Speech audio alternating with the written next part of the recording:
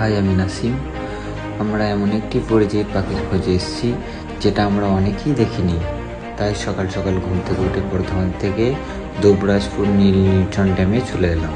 এরা অত্যন্ত পরিযায়ী পাখি এবং হিমালয়ের উপর দিয়ে 30,000 ফুট পর্যন্ত অত্যাধিক উচ্চতায় উড়ে যাওয়ার জন্য পরিচিত।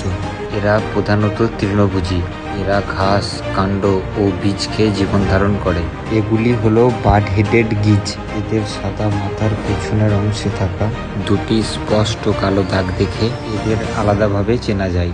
এই প্রজাতিটি মধ্য এশিয়ায় প্রজনন করে এবং দক্ষিণ এশিয়ার কম উচ্চতার জলাভূমিতে শীতকাল অতিবাহিত করে।